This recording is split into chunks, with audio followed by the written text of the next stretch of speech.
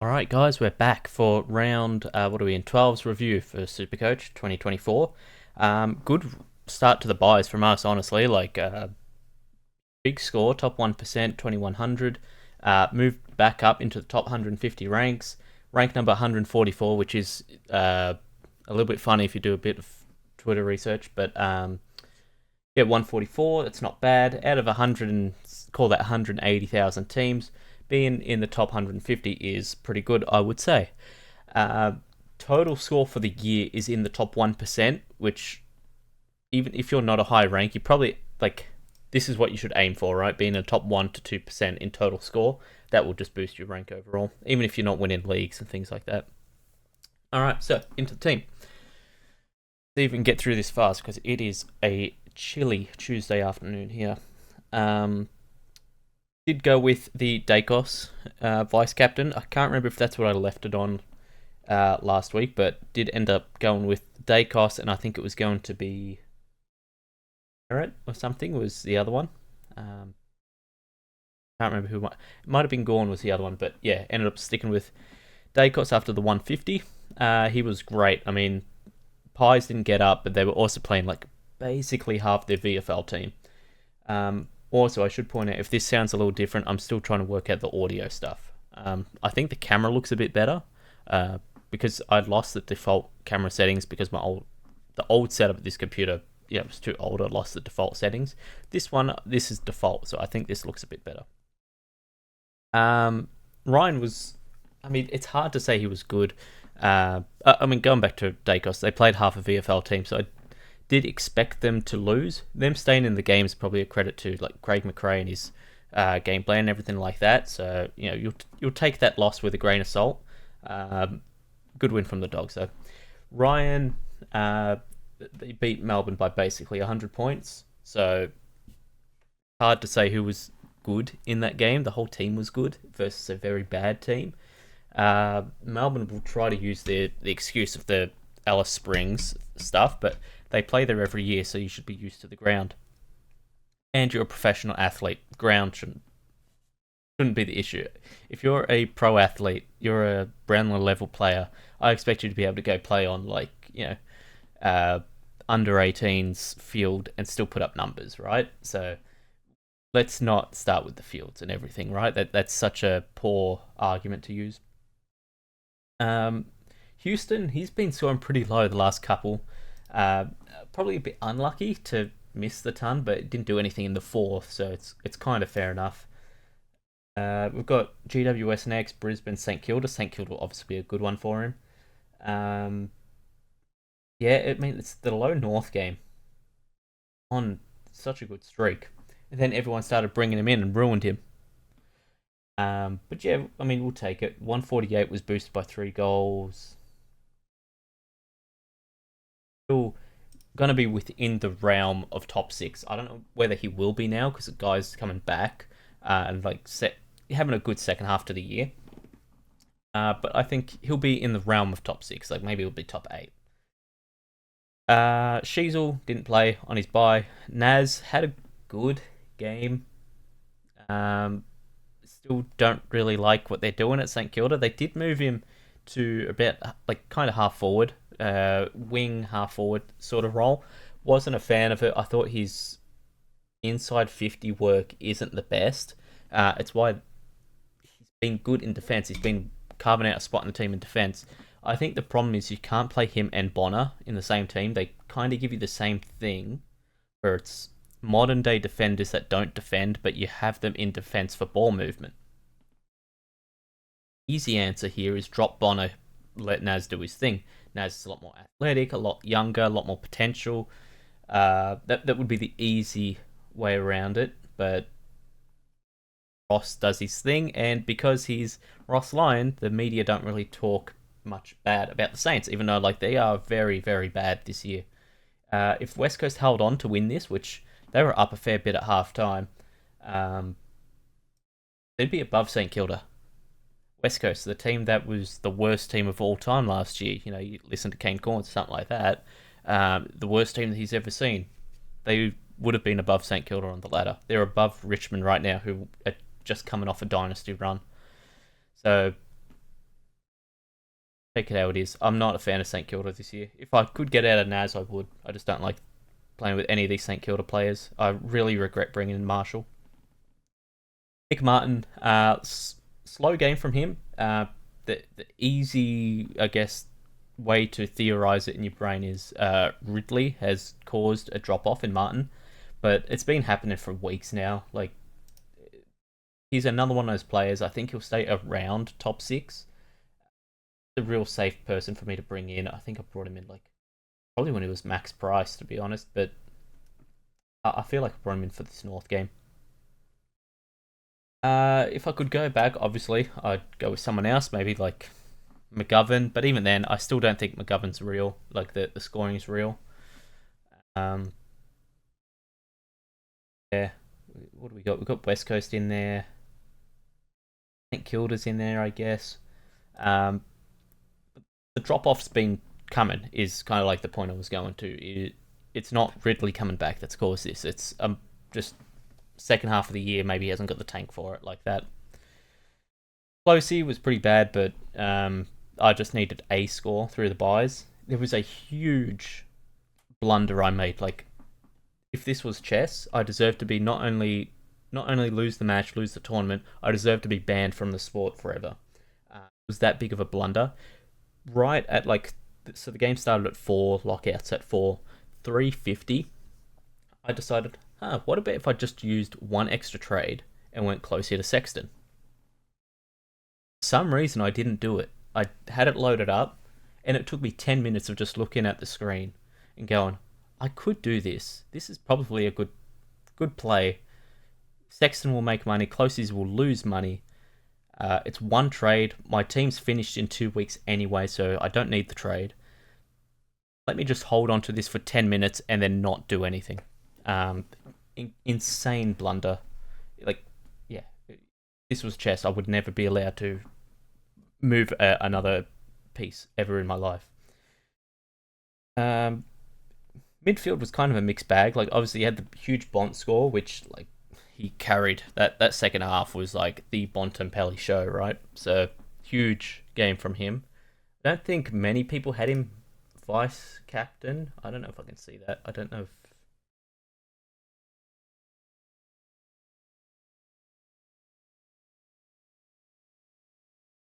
you can't see it before, like during that. So if I looked, say Saturday or Sunday, I'd be able to see it, but I can't see it now. Yeah, yeah. I mean, what more can you say, right? He's Marcus Bontempelli. He's a Brownlow level player, probably one of the best players top, right? Like in the league right now, and maybe the best Bulldog of all time, probably, right? Um, Butters 98 expected more, but Carlton were kind of just in control of the game, to be honest. I didn't think at any point in that game Carlton were going to lose. Even when like Port would go on runs, but they'd be small runs. So yeah, the wrong low score from him. Perfect for bringing him in next week. Well, not really. You'd want to wait one more with 170. Uh, Against the Dogs, he actually could hit 150, not drop too much, and then it's like, well, I waited 1 week, missed out on a score, right? 620k or 630k, let's be honest. The best price you'll get him in at for the rest of the year. Unless, I mean, Ed Richards tag hasn't done anything to anyone yet, like at all. Who'd they try to have tag Dacos? Was it like Gallagher or something like that? And he was on the wrong side of the stoppage, tag Dacos. So came into the team for one job and did the exact opposite. You didn't even do that job at all. But yeah, post Sarong's buy, I think everyone should have him, whether it's you bring him in this week or week. I mean, you wouldn't bring him in this week, but like, you know what I mean, right? Like, after his buy is completed, I expect him to be one of the highest owned players. Merit 97. Didn't really catch much of this one. Kind of burnt out on footy by the time Sunday came around.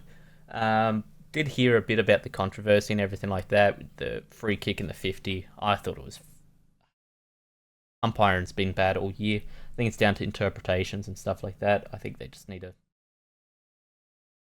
If they just did an off-season, no adding rules, just fix interpretations. Like the holding the ball needs to be fixed. Can't remove the holding the ball call, and we can't move prior because it will become soccer. But I don't know what you do. Maybe you just have to stop players from going for 360s.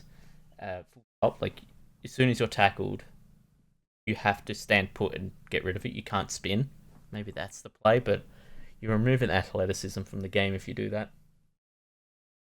Rao 111, good from him. 2 goal plus 50 at the end, really helped his score. I think he was towards 70s for most of the game. Walsh, a big score from him, 111, matches Rao. Like I said, Carlton were pretty much in control of that game. Sullivan, again, it was just a fieldable score. Sure, could have got 7 more points. I didn't trust McAuliffe, though. The ruck line, man. Oh, I haven't been able to get this line right all year. Even when I've had the right players, I haven't been able to captain them at the correct times to get the right scores, right? I can't get this line right this year. First, I think like the last couple of years, the one thing that's been keeping me up in ranks, even though like it would be 5k or something like that, or 10k, would be the rucks, right? I'd always have them right. This year, I can't get it right. I thought Marshall was kind of in form. Since I've brought him in, I don't think he's tonned. 2 weeks, but like, yeah, I thought, all right, we've got a bit of 107, 160, 160. We've got some form here, right? Like he's fit, he's going. I know there was the injury, but obviously he's worked through it. I was waiting to see if there was delayed concussion issues. Nothing's came out. It's Tuesday, so I think if there was, it would have already came out. So I think he's cleared of all of that.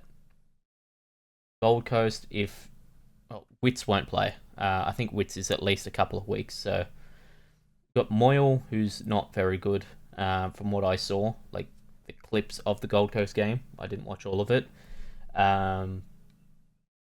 Brisbane have been kind of off and on. You can score good, some players don't. Port kind of restrict players, but he's got a 160 versus him, and he's got a high average versus them. Damn. In 5 games, he's averaging 143 against Port. That's nuts. Yeah, I guess the correct play was to go to English. It doesn't matter. I thought I played the form, and I thought that would work. It didn't work. As for forwards, Flanders was fine, 119. Reed, sure, I mean, he's not going to get off, right? But, like, I wish he did. That would be cool. Even if he doesn't, he's a trade, right? Like, it's 3, he's got to go. Plus, he's maxed out in price. 460k is better than what you'd expect from a rookie, so time to move him on. Darcy, same thing. I mean, 2 weeks for Reed, 2 weeks to more for Darcy. Yeah, both of them will be done. Dempsey, huge score, reset his break even. What's he at now? 41 against Sydney. It's not great, but you could hold him. Because even if he doesn't hit it, he'll come close. I'd imagine he scores like a 30 or something like that. Worst case scenario. Yeah, and like it won't kill it for a couple of weeks, so you could hold him.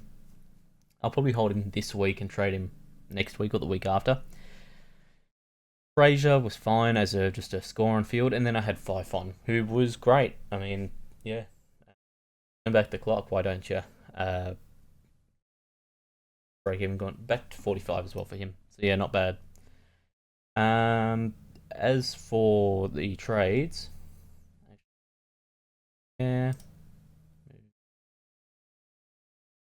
him. This will just get me the most on field.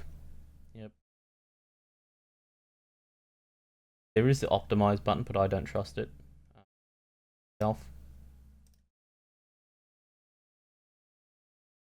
that's 21 on field. Okay, that's not terrible.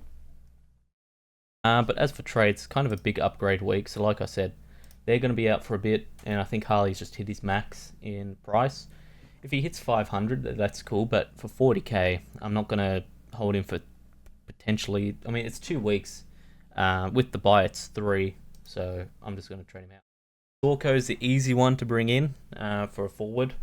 Not, I'm so not a fan of bringing him in because as soon as I do, that video of like he dangles the chicken and like all the, or is it like a chop or something like that, and a lamb shank, and all the meat just comes off. That's what's going to happen to Zorko. Um, then him and Fisher is kind of the plan. Then to kind of set up money for next week, it's either Hoare or Jones. What's the play? Probably Hoare. So Marty Hoare out and bring in. So there's 2 guys that one has already been announced he will play. Other one I think will. So you've got Jacob Blight, who was taken number 3 in the mid-season draft from the Waffle. Averaged pretty solid numbers. He looks like an interceptor. Richmond are in dire need of defenders just to come in that aren't going to tear an ACL. So I think he's guaranteed games. I hope so, like, how Richmond's going. Go with that for now, but the other one you could pick from, see if I just is actually, yeah. That, because I'll have everyone playing. Why is this always broken? Oh. Is Billy Dowling, who will be playing because Crouch is out for the year. He's done his AC joint. It's a couple of weeks. There's not that many weeks left in the season. So either of these I'm going to do. I do like the Dowling one a bit more because his numbers in, I think it's the VFL. Alright, so I'm going to look at Billy Dowling, like SA NFL numbers. Looking at, what's that? 30 touches. Low game there. What happened here? They don't keep minutes, do they? Alright. Low game, over 20, over almost 30. Yeah, I know. I think I like him. Yeah, I might go with him. So this year in the SANFL or SANFL, it's averaging 95. So I'll probably take him. Gives me a bit of time to also look at Jacob Blight. I think he'll be good, but yeah, we'll give it a look first. Go like that. Dowling, I'm going to try to loop. I mean, you try to. I definitely can. He'll play first. Yep. Vice captain and captain. Not touching anyone from that game. Bont is an option. It's at Marvel. I mean, Vice. Hawks, GWS. Yeah, not touching anyone from the Hawks GWS game. West Coast North. I mean, Sheasel seems a bit awkward to try to captain, so I wouldn't bother with him. Fisher, again, I do expect North to get beat, but I don't know by how much and how much of the ball is going to live in their defense. So probably not going to touch anyone from that. Marshall, maybe. That's an option. Especially if Moyle's in. On the other side, I guess, like, you could do Rail or Anderson. I wouldn't do Anderson. I think he'll cop attention from Steele, so I wouldn't do that. But Rail is an option, especially because Saints play so contested. It will probably help Rail a fair bit. Sydney Geelong, no one there. I mean, if you bring in Chad Warner, sure. Heaney's maybe an option. He does like the SCG. Essendon Carlton. Walsh, I'd probably prefer over Merritt this year as a captaincy option. At the MCG as well, big game for both teams. Like, I think Essendon is still second on the ladder. If not, they'll be like top half. Same with Carlton. Carlton's going to be trying to get up, try not to look like pretenders or anything towards the end of the year. They did last year. They just didn't look good. And then you got Collingwood Melbourne, which I'll probably just go with Gawn against Darcy Cameron. Melbourne do need to bounce back, like, badly. Like, that was embarrassing against Freo. So, yeah, they're going to have to bounce back. Gorn being the captain will probably try to lead the way. Yeah, we'll probably go with that. Let me know who everyone... Actually, I can check that. Who's everyone trading in? Ridley, I guess, yeah. I still would like to give it a bit more time because he's so injury prone. If I had to pay 560k for him, I'd be fine with that as long as I know, like, all right, his role is exact. This is what he's doing. I think he's. Is this only going to bring in them? So if I go Ridley, what is he looking at? Actually, I can't. So go kick-ins real quick. Then.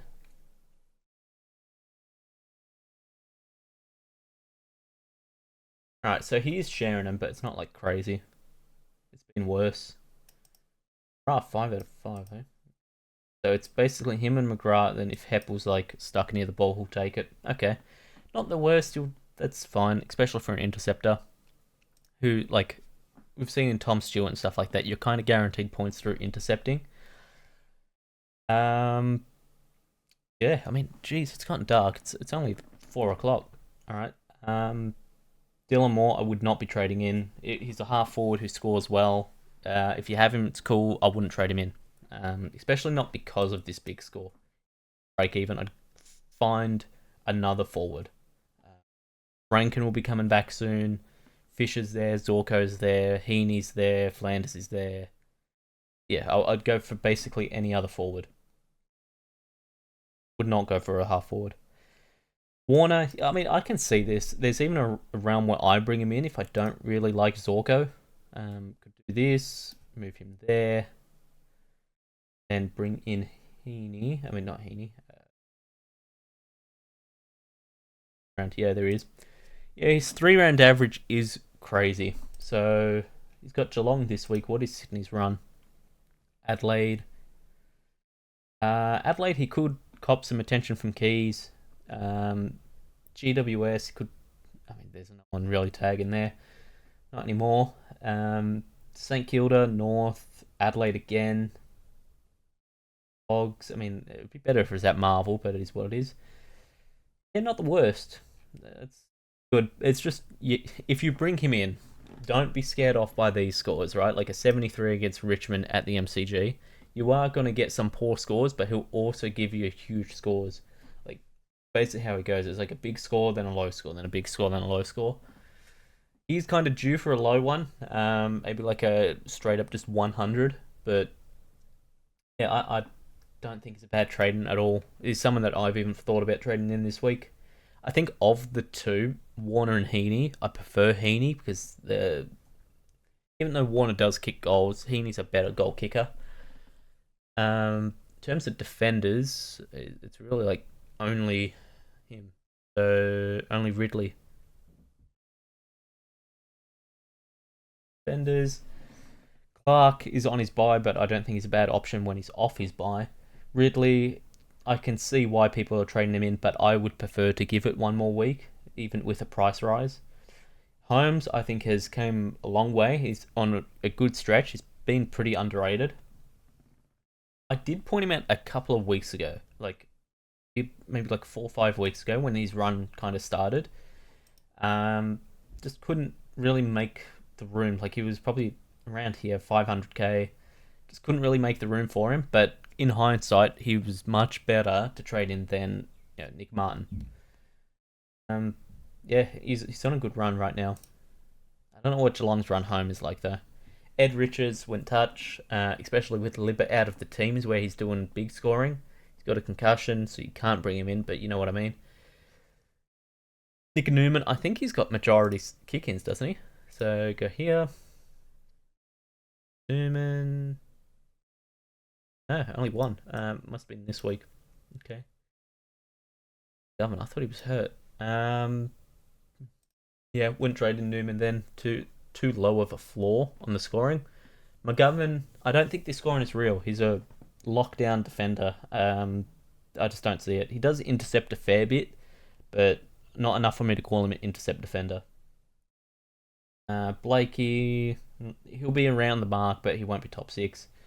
McKercher is missing again this week. Young, maybe off his buy is an option if you're looking for someone a bit cheaper, but 530k, I mean, just go to Ridley. Who else we got? Crisp, not an option. Dale has worked himself into being an option, but he's done this before. He'll have a stretch of like 5 to 6 good games and then just go back to scoring 80s. So there's a risk and reward to it. You just got to know when to trade out of the pick or like keep an extra trade so you can trade out of it. Amon was on fire, but he's kind of cooled off. Heppel, no. D'Ambrosio, no. He's actually gone up to 400k. And if he didn't miss a couple of games, he would have been a great rookie priced guy. Sicily, no. Salem should have maybe brought in last week. 91's nothing to write home about, but going up in cash and his break even can't be that crazy. Sexton, I wish I just made the trade. It was 4k, like whatever. Yeah, and that's about it. Hind is another one I was looking at. I was looking at him last week. He must have changed role. Again, I don't watch enough Essendon, but he's out of defense and he's playing kind of a half forward type of role, a wing half forward, and he's getting a lot of the ball. His last 2 games, his disposal numbers are pretty good. Yeah, I mean, it's at 25 and then 25. Yeah, I mean, not bad numbers. Oh no, 24. But his heat map, that's half forward or like a winger. Um, Probably not a pick, but someone that is, if your season's over, I could see you taking a punt on someone like that. And that's about it, honestly. No one else is really in form at the moment. But yeah, so that's about it for this week. We are going to go with Zorko as the head at the moment. If it's not. Yeah, so that's what we're going to go with at the moment. See you all next time.